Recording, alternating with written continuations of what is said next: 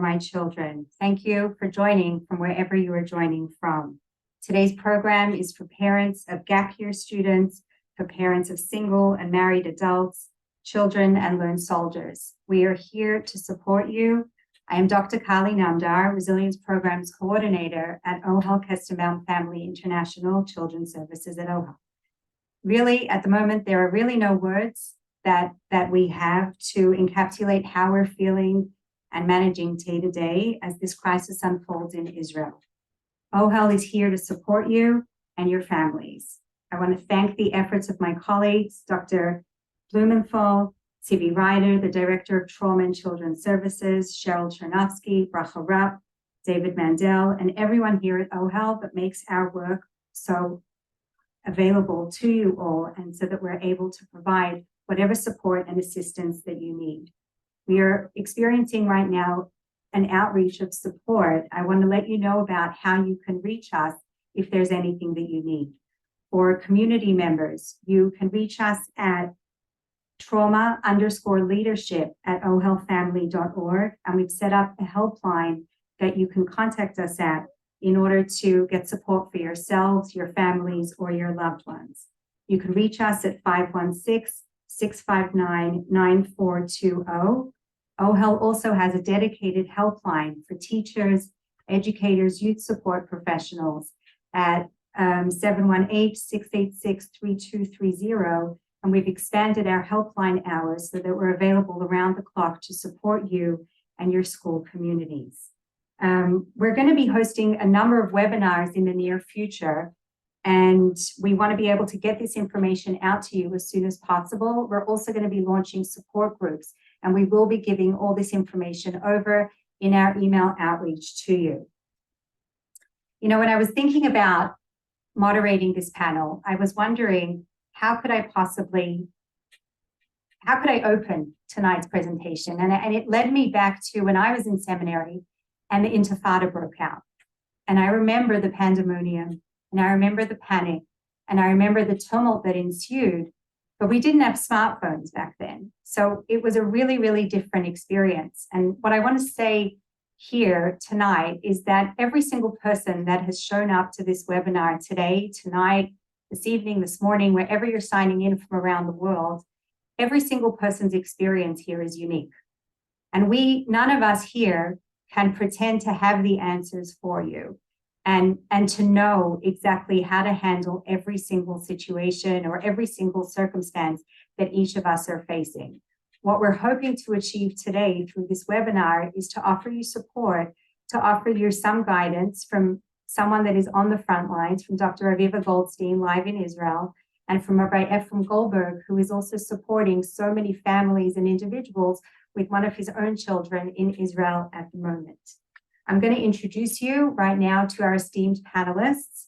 Rabbi Goldberg is the senior rabbi of the Boca Raton Synagogue, a massive congregation of over 1,000 families in Boca Raton, Florida. And Dr. Aviva Goldstein is an educator, lecturer, and therapist based in Jerusalem. She works with children and adolescents, including gap year students and the people who raise them. As it says on her social media profile, gap year is my jam. And I think that we're really honored to have Aviva here with us tonight. You know, they say a parent is only as happy as their unhappiest child. And I know I've been speaking to a lot of parents, and I'm hearing from a lot of different people over the last few days about some of the things that are going through their minds, some of the things that their children who are abroad are calling them about. And what I'm hearing is some of the following concerns. I'm hearing concerns about, you know, parents of lone soldiers, many whom cannot access their phones, cannot contact their families. And, you know, as parents, one of the things that we feel is our obligation to do is to keep our children safe. And many children feel like, you know, we don't know how we can do that right now. Many parents feel that they don't know how they can achieve that right now. And the lack of being able to contact their children is making that even more difficult. Being so far away, again, not knowing, you know, we might watch what's going on the news and on social media. And unfortunately, there's been a barrage of really horrible things that many people have been exposed to over the last few days. And just really wondering, are our kids really, really safe? And even those with mental health issues, they seem to be really exacerbated over the last few days. So we talk about emunah, we talk about having belief, having faith, we talk about resilience, and we think about our kids abroad and even the children here too, and the communities here too. So it would be really wonderful if you could shed some light for us on supporting ourselves and really being there for our children. The way that this is going to work is Dr. Aviva Goldstein is going to speak about her lived experience right now in Israel. She is doing the work. She is a therapist and herself an educator in a seminary in Israel, and can speak to us about what things have been like the last few days in her experience being on the ground, and offer us some insight based on her experience on the ground. And then we're going to pivot to hear from Rabbi Goldberg. What I would love for everyone in the audience to do is please drop your questions in the Q&A box. After both Rabbi Goldberg and Dr. Goldstein have spoken, then we're going to start fielding your questions to the panelists. I'm going to open now. Dr. Goldstein, please share with us your insight. Thank you so much for having me tonight. As I keep saying, I wish it were for other reasons and under different circumstances. I'll open with two caveats. One is I apologize in advance if, at the last minute, I have to sort of disappear from the screen. God willing, it will continue to be quiet here. And I also apologize for the dark circles under my eyes. I think it was a saying that's just kind of making its face around all of us today. I take my boundaries very seriously. Typically, I really work very hard to have a separation between like the doctor Aviva professional and the Aviva in the rest of my life. But one of the things that I've been starting to notice this week is that I can't. I'm a mom. And so I'm wearing all of the hats at the same time. I'm worrying about your children and I'm worrying about my children. And so I'm hoping that some of the things that we'll be able to speak about tonight will sort of incorporate both of those. There's a concept that's somewhat prevalent in therapy these days. It comes mostly from DBT, dialectical behavioral therapy. The details don't matter, but the concept is that we can replace but with and. Because when we have but in the middle of a sentence, what we're saying is only one of these things can actually be true. But what we know from lived experience is that sometimes opposing truths can both exist at the same time. And so I think we're in a moment of and, profound and. There is pain and hurt and fear and anger, and there's also hope and commitment and responsibility and faith and love, and I mean like deep love, and we're sitting in the and of both of those. I'll share one little anecdote that might be able to demonstrate what's going on. The Hebrew term for a funeral is, well, in America, we say levaya, and in Israel, we say levaya or halvaya, but it means escorting. That's really what it is. And so that is taken very, very literally, very often here in Israel. And so a few nights ago, the neighborhood WhatsApp had an announcement that there was a young man from the neighborhood that was killed. And they asked people to come with flags to the main intersection to line the streets and to sort of really lilavot, to escort the family on the way to the cemetery. And the oddest thing happened. It wasn't odd that at the last minute, hundreds of people lined up. I mean hundreds of people. And it wasn't odd how many of them just had flags. And it wasn't even odd that a week ago, standing in an intersection in Israel with a flag either meant one thing or another. And all of a sudden it means something completely different. What was odd is that the people driving through the intersection had no way of knowing that we were there for a funeral procession. They thought we were there to le'oded, to sort of make a moment of support, take a public stance on support. And so the hundreds of us that were waiting in the intersection were sort of weighed down and heavy and sad, thinking about this family bringing their young child to his funeral. And what ended up happening is all the cars were beeping and blasting music and Am Yisrael Chai and shouting out the window and high-fiving at the red lights. And it was the most bizarre combination because it was a moment of it really, really was. It was both heartbreaking and inspiring at the same time. And I think we're seeing a lot of those kinds of moments. And I'm assuming that your children being on the ground here are also seeing the there's the fear, maybe even the terror when sirens go off. And do I know where to go? And do I know how to follow protocol? And do I have somebody with me? And can I walk back to my dorm by myself? Or do I need somebody to come with me? Am I safe in this neighborhood? And so many of the schools are doing such incredible work with the students. One of the things that I think is important for us to know about, just in terms of our role as parents, is that we know that we tend to fare better in the face of uncertainty or trauma when we go from passive to active. When we go from passive, which is why is this happening to me, to active, which is what is my role here. And I have witnessed unbelievable amounts of what is my role here, particularly with the yeshivas and seminaries. Everything from what seems mundane, like baking cookies for Chayalim and making cards, which really, really, really is not mundane, to going as an entire yeshiva to give blood, to breaking down Sukkot in the local neighborhood, because not to be like super gendered, but the dads and the brothers have been called up. So people, my sukkah is still up, and so there are yeshivas and seminaries that are going around taking down people's sukkahs for them. And every opportunity we have to empower our children to ask, what is my role and how can I play a part in this? We are giving them the gift of saying, I own this. I'm a victim because we're all victims here, but I refuse to remain a victim. I'm going to take that empowerment and little by little by little build that muscle of resiliency that we talk about so often.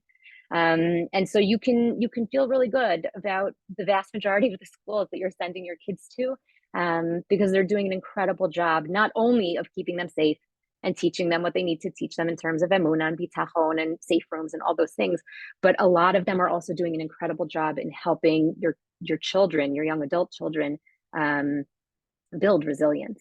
And that's something that I think we can all be very, very proud of, because I don't think it's a given. I also wanted to say that this is not normal. And I don't use the word normal very often at all. But the circumstances that we're living through are not normal. And because the circumstances are not normal, I don't think it's helpful for us to have normal expectations and assumptions. And I'll give you two silly examples, but I think they demonstrate something bigger. I live in Jerusalem. I have access to all kinds of wonderful supermarkets, the ones that import the American things and the ones that bring, produce from the South in Israel. And I have certain expectations that when I go to the supermarket, the things on my shopping list will be there. And over the last few days, I've been to several stores just trying to, stock up on the things that not everybody has. And one store I went into had no milk, none, zero milk. And when I went to the next store, all they had was 3%, and they had it in abundance, but they only had one kind of milk. And I come from a family where we have 97 different kinds of milk. One is the lactose-free milk, and one is the almond milk, and one is the 1%, and one is the 3%. We have a lot of milk in the house. And it was one of those moments where I was like, wait, what do you mean there's only 3%? And then I had to say to myself, wait, of course, this is not normal. I can't have normal expectations because what we're going through is not normal. And just another silly example, even though somehow we are the startup nation and we're probably going to cure cancer and we're going to put people in space and God knows what else as a nation we're going to be able to accomplish here, we have inexplicably a terrible postal system. I don't really know why. And so lechatchila, on a good day, our mail delivery system is not great. But the other day, somebody posted like a really angry message on Facebook. I tracked my package and I saw that it arrived at Ben Gurion Airport, 3 days before Sukkot. Why hasn't it arrived yet? And obviously, everybody on Facebook kind of attacked this poor soul. But on a good day, our postal service is not great. How much more so when everybody running the postal system has been called up? And so you can't expect that you're going to get your package when you thought you would get it. So these are two very sort of superficial and silly examples, but I think if we take that and apply that to where we're at emotionally, we might be able to connect some dots. What we're going through is not normal, so therefore what we're feeling is not going to feel normal. We don't typically walk through the world with a sense of fear and instability and vulnerability and exposure. And those are really uncomfortable feelings for most of us.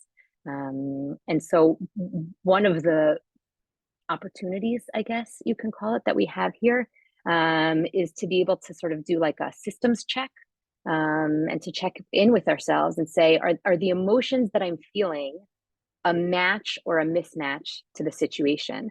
Because I'm not going to ask, is what I'm feeling normal? Because this is not normal.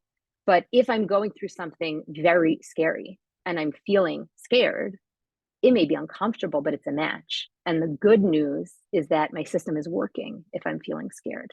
And the same thing with, I'll call it angst, because I don't want to get into anxiety or frustration or anger or whatever the emotion might be. And so when we think about what role you might play with your children, whether they're, barely legal or if they have children of their own, is enabling them to do that systems check with themselves, obviously to validate when they share their feelings with you and to share their, experiences with you. But in some ways, it can be a source of comfort in a weird way, to know that, like, no, it makes sense that I'm feeling uncomfortable. It makes sense that I can't stop crying. It makes sense that I'm not sleeping. It makes sense that all I want to do is sleep. Because the question is it a match or a mismatch? And given the circumstances that we're in, I'm assuming most of our emotions are a match, even if they are deeply uncomfortable. I also wanted to just share, and then I'm happy to pass it over to Rabbi Goldberg, and then I think we can do more of a conversation, that a lot of what we need in order to get through this, unfortunately, we learned, or Chetzi learned during COVID, how uncomfortable we are with unpredictability, when we are not really sure who we can trust, when we have a sense of a loss of control. What do we do when we don't have routine? What do we do when we can't stick to the regular things that we do on a daily basis? And for better or for worse, most of us adjusted to that very uncomfortable, not normal.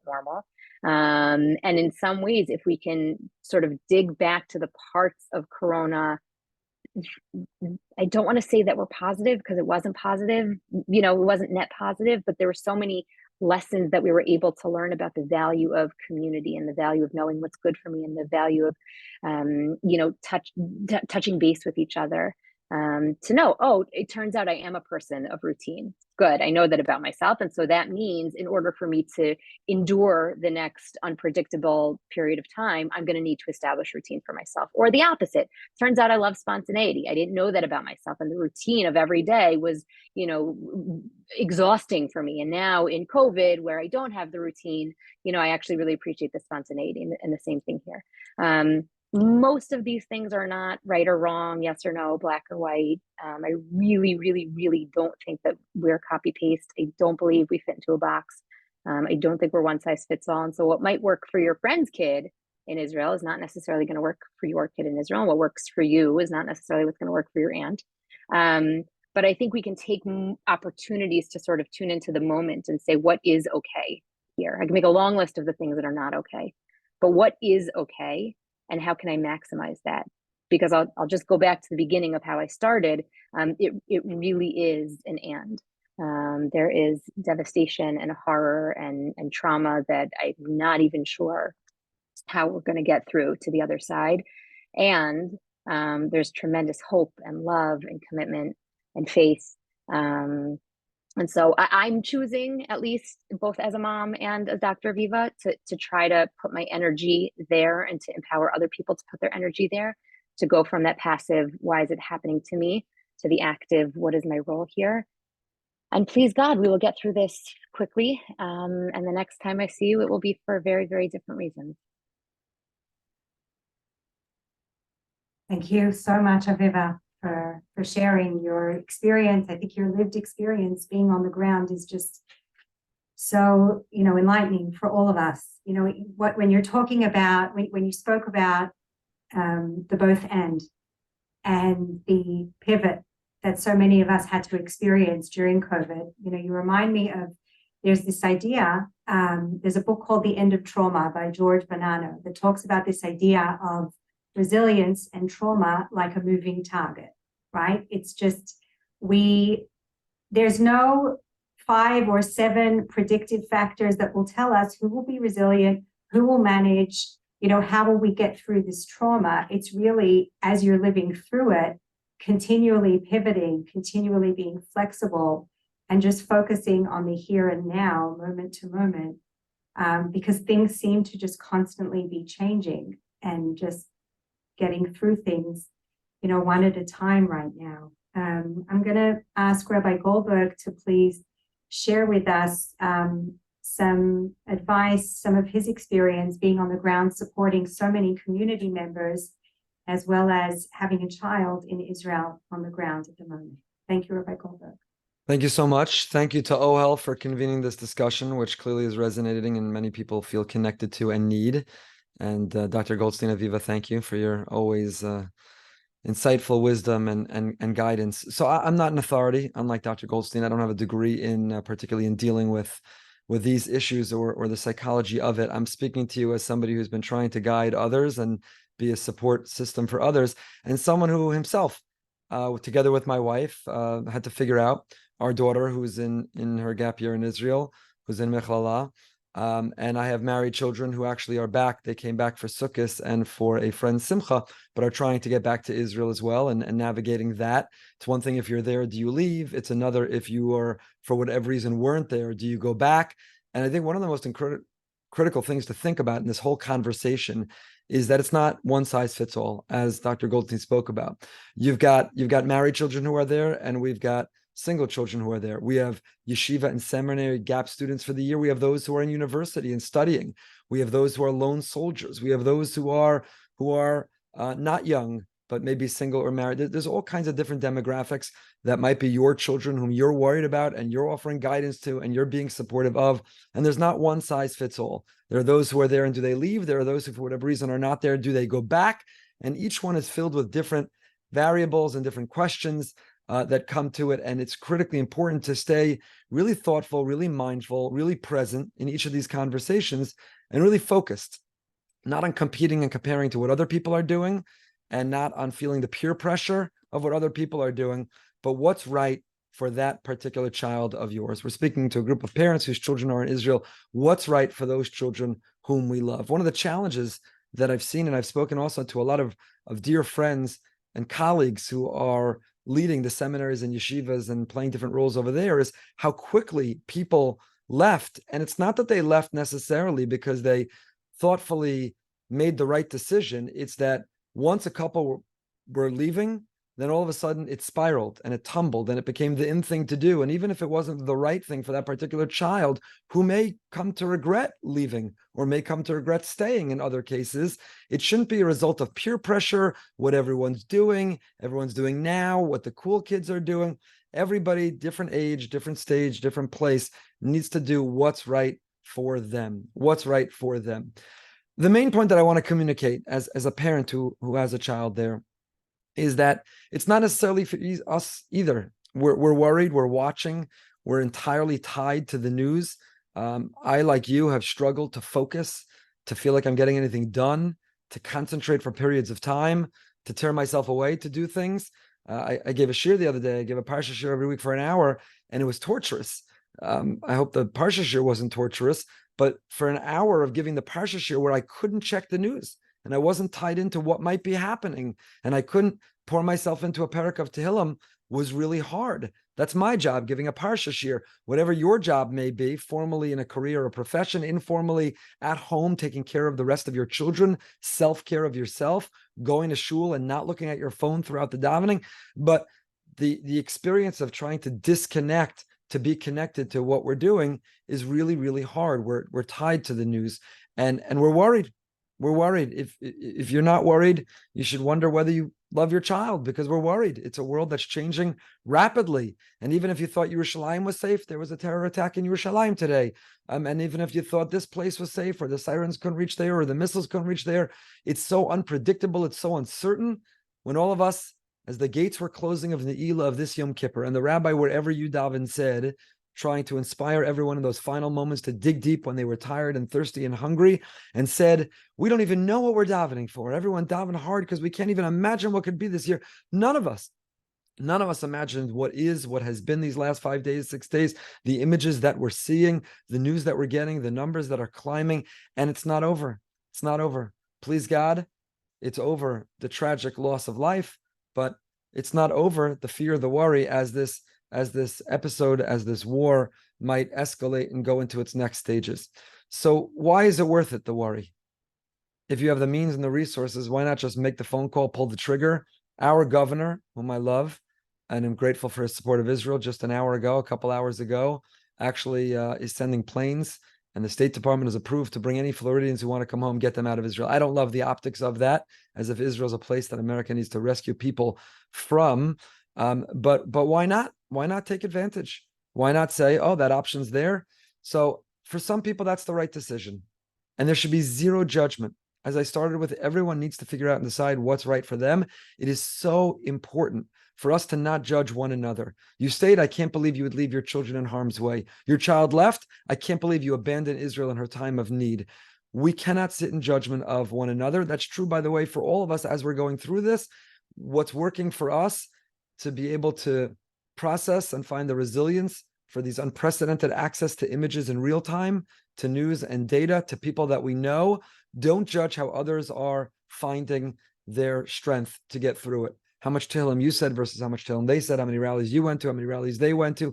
Just do what you need to do and live your life and lean into what will help you get through it and find meaning and purpose and be of service and find your answer of what you need to do now. Don't judge others. And that's true for our children.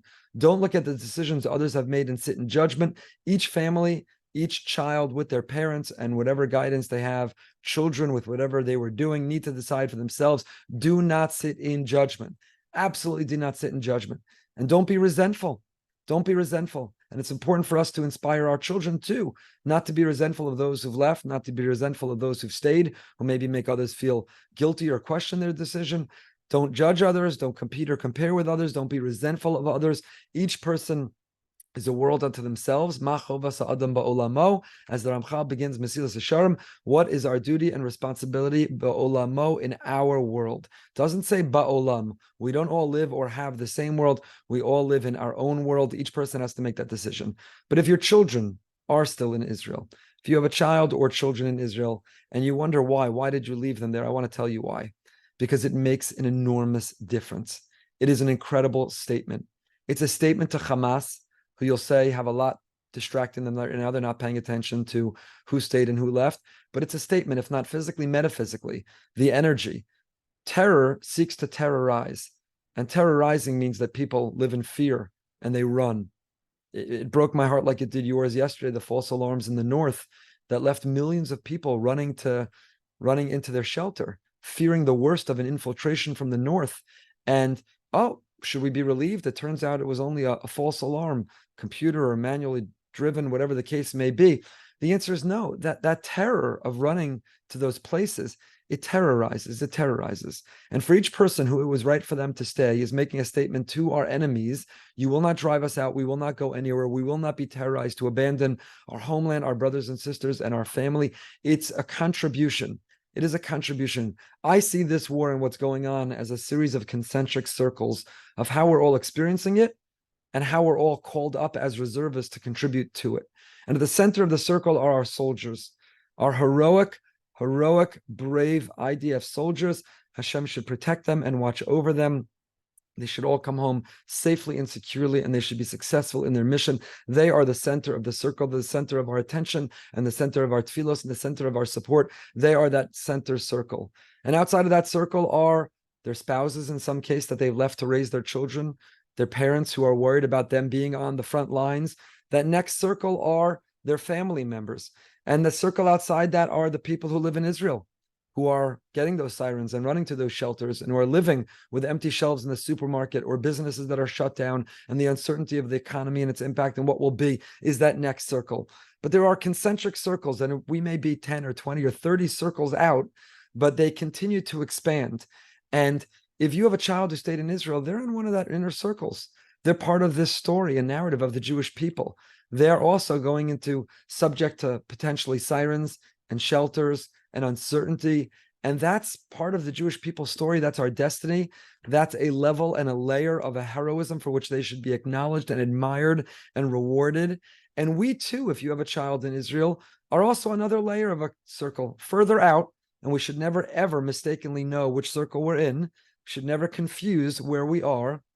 But if we have to live with the concern, the decision making, do I bring a child home? The concern about that child is there. That's another concentric circle that we're in.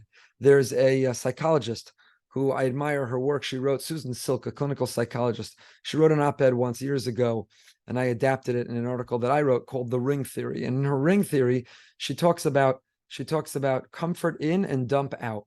You have to know the concentric circle. She's talking about general loss or crisis. And you have to know where you are, which circle you're in. And anyone who's further in, you comfort. And if you feel a need to dump out, if you feel a need to unburden your nervousness, your anxiousness, your concern, your woe is me, your need for support, that you do further out. You comfort in and you dump out. And that's true for people you know who are going through illness. You don't tell the spouse of someone you know who's got a terminal illness, I just can't bear to watch. I just can't bear to see. I'm in such pain by what's happening with your husband. You comfort in. If it's hard for you as somebody, a friend, an acquaintance, or a further family member, then you dump out and you comfort in. And I think that's true here for us as well, knowing which circle we're in and knowing that our children, the attitude we focus in versus what we bring out. I think we have to balance our worrying and our wanting to protect, but also not wanting to exacerbate or compound or make our children more nervous. To a certain degree, we could be more nervous here than we are there. I'll tell you, without their permission, that my parents are also in Israel. My in-laws are in Israel. My siblings are all in Israel. My wife's siblings in Israel. We all have a lot of family members in Israel. So I commented to my sister how surprisingly calm my mother seems to be every time I check in on her. And my parents, who had a schedule to have a ticket back next week, are staying. By the way, it's not just parents worrying about children. There are children who are worrying about parents and grandparents in Israel as well. Maybe that's another webinar, or it's part of this one as well. And my sister said, you know, my parents are staying, and my sister said she's much more calm. They're much more calm here than they would be if they went back to America. Because when you're in Israel and you're living that experience and you're living it with everyone else, certainly you're following the news nonstop, but you're also needing to, whatever degree you can, go on with life. You have to, because you're living it. And when you're not there and you're not on the ground and you're not part of ground zero, you're more tied in, you're more connected, you're more obsessive over the news, you're more perseverating, maybe even more anxious. And we need to know that we need to be careful how we're processing that for ourselves, but we're not making our children more anxious, making them more worried, making them feel more insecure, that we're not projecting onto them our experience. Let them have their experience as they're going through it. It is their experience. They're in a more inner circle than we are. Don't project your experience.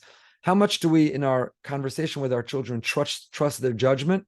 And how much should we try to impose our will on whether they should come home? Again, it's complicated. Are you talking about 17-year-olds? Are you talking about gap year students? Are you talking about those in university? Are you talking about those who are married? Are you talking about, it's complicated. Lone soldiers, obviously a different category altogether. We should trust. Our children need to learn how to make decisions for themselves. They need to learn to trust their instinct and intuition. We should teach and instill that sense of responsibility. On the other hand, they're not necessarily sophisticated, mature, and don't have the life experience to trust. Maybe their roommate's leaving and their immediate impulse was to call home and say, my roommate's left, book me a ticket, instead of slowing them down. I know one person whose child was eager to leave. Everyone around them was leaving, and their parent walked them through it, and the child concluded that the right place for them was to stay. And when the child wrote a beautiful note a couple of days later to the parent, they said, thank you for helping me press pause. Thank you for helping me press pause. Sometimes the momentum is moving so fast, the things around us are changing. We just impulsively want to pull the trigger on, that's a poor term, impulsively want to make a decision and a move. Press pause, press pause, press pause, and have the space to reflect and think and decide what's right. And that could change. This is changing every hour, every day. How we're experiencing it, our feelings, our children's feelings can change, and validate that to our children. You don't have to decide forever. You don't have to decide for next week or even tomorrow. For today, you want to stay? So today you're staying. Maybe tomorrow, maybe next week, maybe in a month you want to come home. All you need to decide is for today. I'll tell you that it means something. It matters. It's making a difference. I have a podcast and interviewed 2 soldiers, happen to be my nephews, last night, and their wives who've stayed, and their parents, my sister and brother-in-law. And each one of them said that everyone who stayed, what a boost it is to the morale.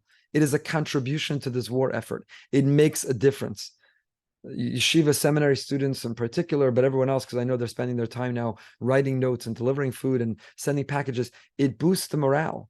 It's not invisible or inconsequential. It matters. It makes a difference. And the Tehillim and the davening and the zchuyos, the merits that you earn there, you can't compare the merits you earn in Yerushalayim, Ir HaKodesh, and in Eretz HaKodesh, in Eretz Yisrael, than in Chutz La'aretz. You're in the place where mitzvos matter and count, as opposed to where we're just practicing for when we will be there. So know that. And if you're the parents of someone who is not on the front line and not even on the next line or the next line, but is on a line of contributing simply with the presence of saying we won't be defeated or deflect, we're not running away, and our davening and our mitzvos matter, and we're staying and boosting morale, parents need to know your willingness to absorb that and tolerate that and live with that. You're also making a contribution. It's not just the soldiers. Of course, they are the centerpiece and the focal point of all of our love and attention and support, and deserve it. But we're all called upon. We're all reservists. We're all getting that call. And each of us in our own way, and parents of children in Israel are being called in our way. We need to pace ourselves. We need to not project. We need to know the situation is going to change. We need to not judge others, compete or compare, but let our children in a mature and a sophisticated way be present after pressing pause to decide what's right for them, knowing it's not indefinite. It can change at a moment. Decide what's right for them right now. Have our full support, comfort in, dump out, and please God, we'll all get through this. Thank you so much, Rabbi Goldberg. Thank you to everybody who's putting your questions in the Q&A. I see we have a number of questions here. I'm going to pose this question to Dr. Goldstein. A parent wrote in that some adolescents aren't always so great about sharing how they're feeling. And again, some parents themselves might be having their own panic, their own angst, as you called it. What would you recommend for parents who genuinely want to check in on how their kids are doing?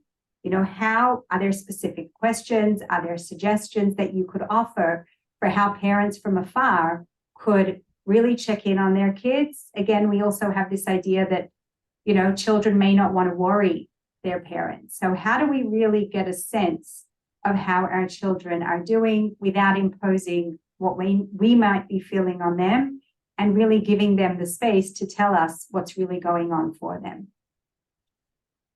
It's a great question. And if we had 100% certainty, then we should win the Nobel Prize for just solving parenthood.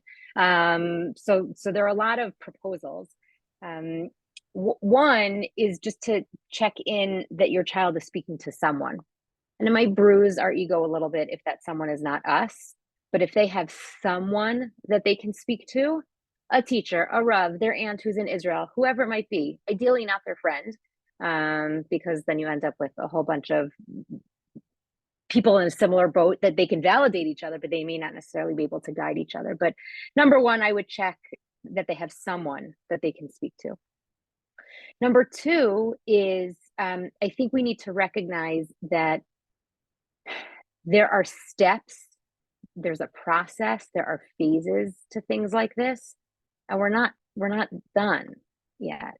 And so it's a little bit too early to be processing. That doesn't mean we can't speak about what we're feeling presently, but it's going to take us some time and some space to be able to really process and understand and digest what it is that we have experienced and are experiencing right now. And your kids may not be ready to talk yet, and that's okay. I'm in a group with some colleagues of mine, and someone was saying, Mamash, today, that they know about themselves, even as a professional, that they are relating to this professionally, and they're relating to this intellectually, but they have not yet gone into relating to this emotionally. And they know that about themselves. And at some point they will shatter and they will break down. But they know that they're just not there yet. And that's okay, because really this is all still very new. So those are just two things. I mean, I could say a lot on the topic, but I don't want to take up so much oxygen. One last thing I will say, because this came up in a similar conversation I was having last night with parents from a specific school. Somebody was saying, what am I supposed to do with my kid? We have a ticket. We booked the ticket for 2 weeks from now. And every day I check in, and she is not saying if they're ready to go, and like, why can't, like, every day we're having this conversation. What am I supposed to do? They haven't made up their minds yet. And humbly, because I don't know the answer, but humbly, I suggested maybe stop asking, right? Meaning the ticket has already been purchased. The child knows what day the ticket has been purchased for. And so they know that's the deadline to make the decision. Now, by the way, if they make the decision that they don't want to go, and then 3 weeks later they decide, you know what, I regret it, I do want to go, so you'll get another ticket. Somebody will help you get another ticket. But maybe we can stop checking in with them so much and just saying, tell me about your day. I love you so much. Do you want to hear about what's going on here? It's almost counterintuitive because we so want our kids to open and talk. But maybe they don't have to, or certainly not yet, and maybe not to us. I hope that's like not too harsh of an answer. Thank you. Thank you. Another question that just came in is, many parents are dealing with this roller coaster of emotions. First of all, their own roller coaster of emotions with their children being over there. But, you know, they'll get a call from one of their kids in the morning, everything's great, you know, I'm doing okay. And then half an hour later, they're an absolute mess. And then just, you know, the parents needing to be available all the time to be able to just field whatever is coming their way from their children. Rabbi Goldberg, if you could offer us some insight for parents on how to help navigate this just ping pong back and forth of helping kids support, you know, whatever they're doing in Israel, university students, whatever position they're in. Obviously, with lone soldiers, it's a different situation. But if you could give some guidance as to supporting children in this roller coaster that they might be going through. It's a great question. I think, again, it's critically important that we're not projecting onto them how we think we would feel, how we would be experiencing it, what we would want to share.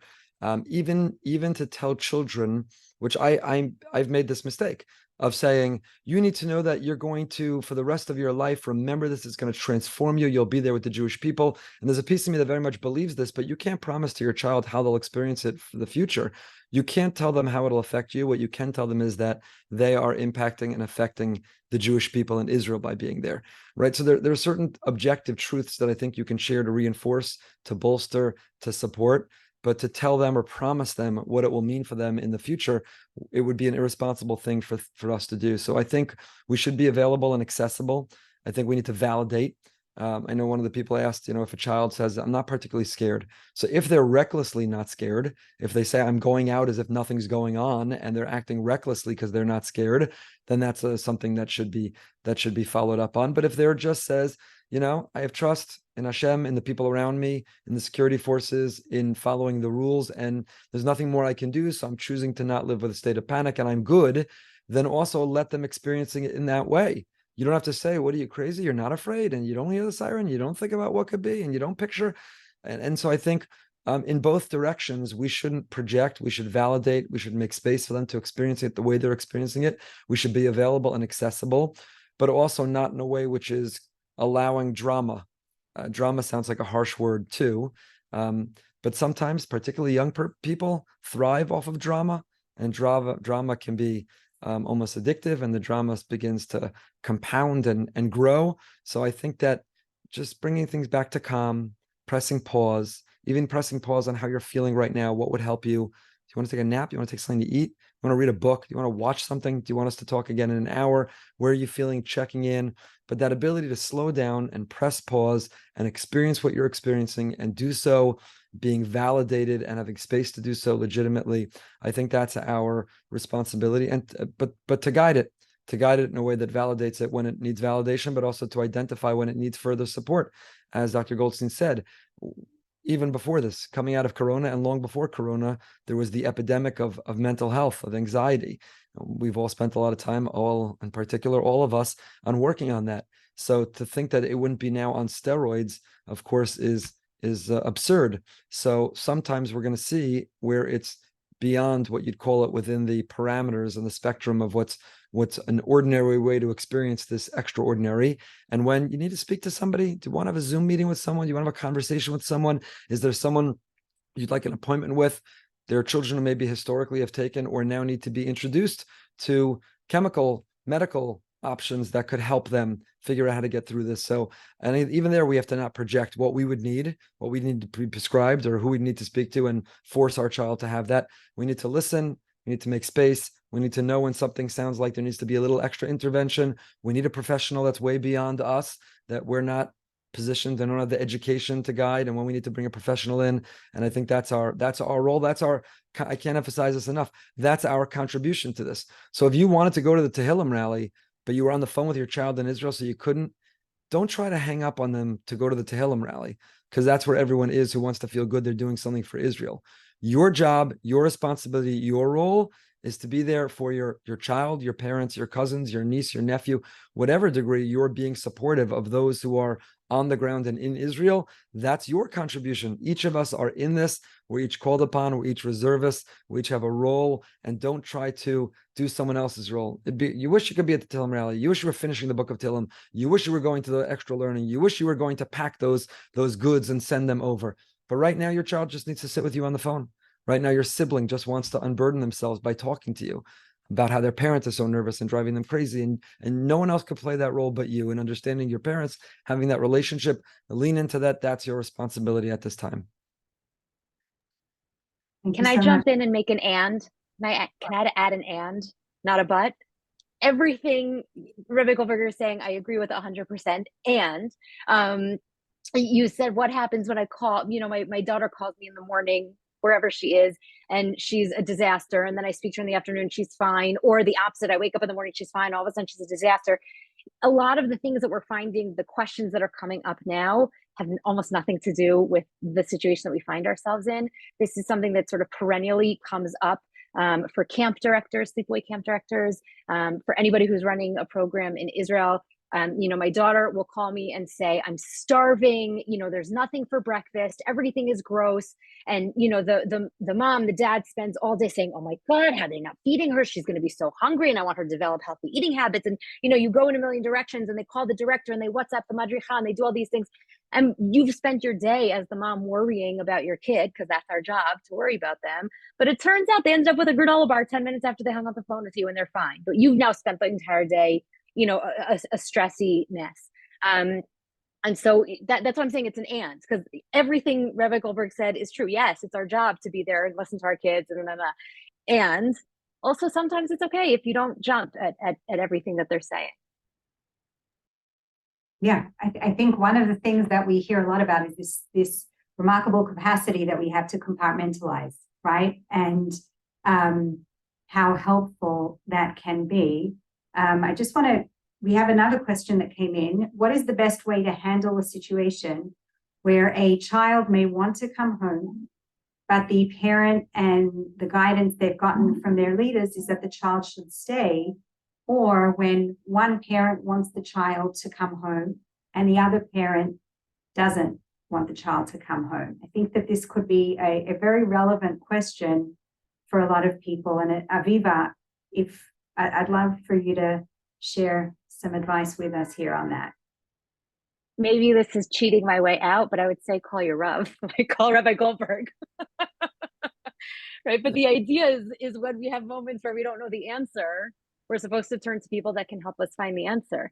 I really, really, really hesitate to give a response to a what if, because like both of us have been saying the whole time, none of us are one size fits all.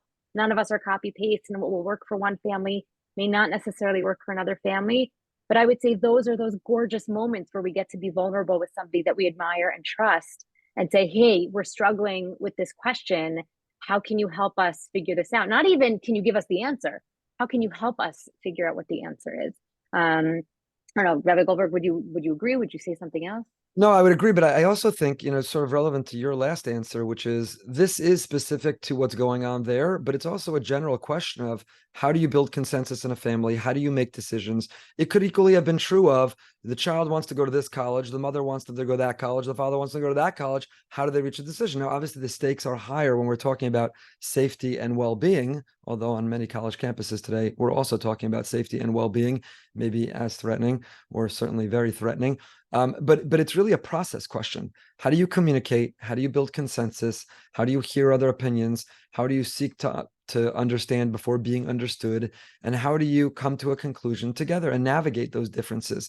So it feels very acute and it's in a crisis mode, but it's really a general process issue about families, parents, and children, couples themselves, how when they see something differently about it. One could have a child, I'll offer a theoretical. One could have a child in Israel and they want to be able to go away for Shabbos, and the school wants them to stay in, and maybe they're not on the exact same page as the child. Maybe the couple themselves aren't on the same page. How do they not allow that to compound the war issue by having a war in their family? It will not add anything to add tension now where there's fighting and resentment and anger and people aren't talking. So how do you respectfully listen? How do you hear the other side? How do you talk it through? How do you look for compromise? How do you figure it out together? And how do you, going back to the specific question, I think this whole question comes down to, why does the child want to leave? If a child says, I'm anxious, I'm concerned every time that siren goes off, I'm not sleeping at night, I can't concentrate on anything, I am anxious, and this is having a terrible negative impact. I'm not eating, I'm not sleeping. That's a very, very serious decision that child maybe needs to come home. I think, by the way, also a child who says, I'm in Israel to study and learn, and I can't focus on not studying or learning anything, and I can contribute more if I leave, but I can focus and study and learn all day. Maybe that's a consideration. Maybe that's also a reasonable reason to live.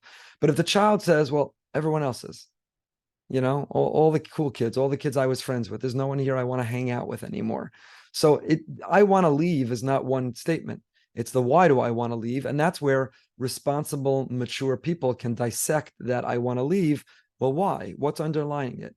And maybe when you dissect it, then you can lead the child themselves to realize either I certainly want to leave for the right reasons, or you know what? When you put it that way, and when we've dissected it in that way, I realize that I think the right thing is for me to stay. Thank you. We realize also that parent of lone soldiers, that is a real area that we would really like to provide support in. So we are going to be hosting another webinar, please God, next week, that will really talk to this unique experience that families might be going through. Aviva, Dr. Aviva, if it's okay, I'd like to pivot a little and ask you a question. And if it's okay to put on your parenting hat for a minute. I know that there are parents who are here tonight or today with us on today's presentation, parents who have children in Israel with their own children, so grandparents. And one of the questions that we just received is, my daughter and son-in-law live in Israel with many children of all different ages. What should we say to our children when we speak to them? We speak of mundane, everyday things like we usually do, but how should we comfort them? And do we talk about the war? Do we pretend everything is okay? I hope it's okay to ask you this as you're living through this, but perhaps you could tell us what you feel would be most helpful for others to hear. Sure. I recognize that not everybody has superstar grandparents. I recognize that not everybody has grandparents, but those who do have a tremendous bracha in their life, because grandparents can provide, and there's actually tremendous research on this, and there's also a lot of really interesting Torah wisdom on this. Grandparents can provide a completely different outlet than parents can. We know a grandparent's love is different than a parent's love, right? They can sneak the chocolate late at night and not get in trouble for it, right? All the different ways that we can spoil our grandchildren. And so the first thing I would just make sure is that you're just stooping them with the I love you so much and I'm so proud of you, and all of those things that come very naturally, I think, within the grandparent-grandchild relationship. I also think it's a really, really nice opportunity to sort of to defer to your children who are adults as parents, and to ask them, in your capacity as parents, what do you want me to be doing? Is there one kid that you want me to be asking these questions to? Is there one kid that I shouldn't be asking these questions to? And it can be one of those, Rabbi Goldberg was talking about sort of like the cohesion of a family. Something shifts when the kids become parents. And when the grandparents can recognize that and turn to their child, even if their child is in their 30s or 40s, and say, look, you're the expert on your kids. You tell me, what role do you want me to be playing? Do you want me to be having the serious conversations? Should I be sending them funny cat videos? Whatever it is, the parents probably have a thought about ways in which the grandparents can be helpful. And I'm guessing parents also have a thought about ways in which grandparents are definitely not helpful. And so deferring to to your kids, who are the kids' parents, it gives them an opportunity to know that you respect them, and it enables them to admire you as the grandparents even more. So I would again sort of shook them with the love, and then defer to the parents and find out what they think would be good for their kids. Thank you. Our time is coming to a close soon, but we have so many questions that are coming in. So I'm just going to ask a few more, if that's okay. I know, Dr. Goldstein, it is very late for you in Israel, so we'll try to be mindful of that. Any tips, any advice for the siblings of students in Israel? This is a parent is asking, my younger child is having a very hard time with her older sibling being away. And I think this question could really apply for, whether your child is in seminary, in university, I think lone soldier too. We have the children back at home that are really worried and want their siblings to come home. Rabbi Goldberg, if you could just shed some light on that, that would be great.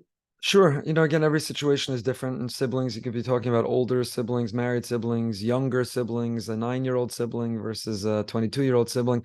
But I think, again, parents' jobs and responsibility is a lot of listening, a lot of validating, a lot of pressing pause. Why are you feeling that way? Are you worried for them? Are you worried for you? Do you trust them and their decision-making about what they're doing and how they'll behave there, and they're following all of the protocols to ensure their safety? Do you not? We haven't even brought up at all in this webinar, the notion, not as a criticism, it didn't lend itself, but Hashem and Emunah and his role in this. So what opportunity are there to talk about with our children, with grandparents, with siblings, where we can direct that angst also into Emunah and lean into our relationship with Hashem, to our davening, to our doing things on their behalf, to channeling that concern into action for them. A sibling can certainly register their thoughts with their sibling. I miss you. I love you. I wish you were coming home, but I trust your decision to stay. And I'm concerned about you, but I'm not going to project that onto you. And again, I think that, that the ring theory is so, so important, of comforting in and dumping out and knowing how to relate. A sibling in America, their job is not to make their sibling who's choosing to stay more nervous. I'll give you the example of, we're all choosing different degrees to expose ourselves to the images that have come out. Some are mindfully not looking, don't want to ever see them. Others can't help but see absolutely everything, and it's horror. And we should not be also projecting or sharing or judging people who are choosing to do that differently, or telling them they need to live a life in Israel. I was talking to I mentioned I interviewed my nieces whose husbands are off now, back in the army, and they're living with my sister, with their parents. And they said when they're young children, among the two families, there are 4 very young children, the news is not on in the house while those children are awake. And there's no talk of the war whatsoever. I'm sure Dr. Goldstein could speak about this herself, her own experience, right? So if you have young children in that house, you're not even having the news on, and you don't even talk about the war.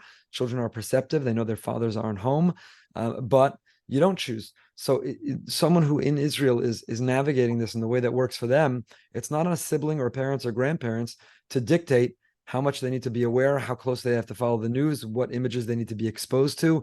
Our own experience is our own experience. Don't project it on someone else.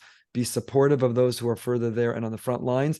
And if you know and believe that they've made the decision in a responsible way, if you think they're not making a responsible decision, if they think they're not making it in a responsible way, their judgment is off, or the people advising them are off, or they're acting recklessly, that's one thing to intervene.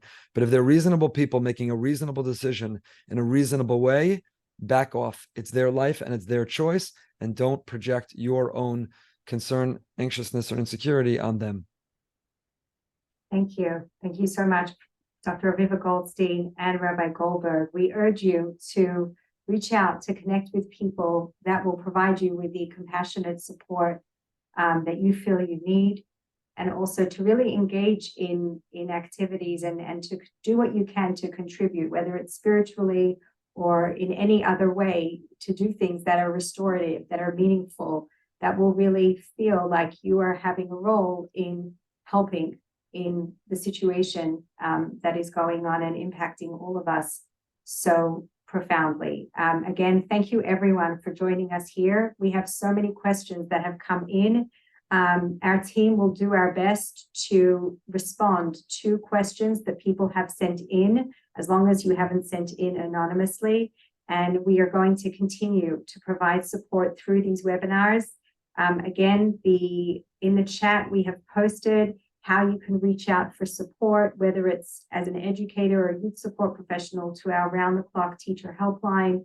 We also have our trauma support available for you and for your families. And please don't hesitate to reach out to us if we can be of support or of assistance for you and your families in any way.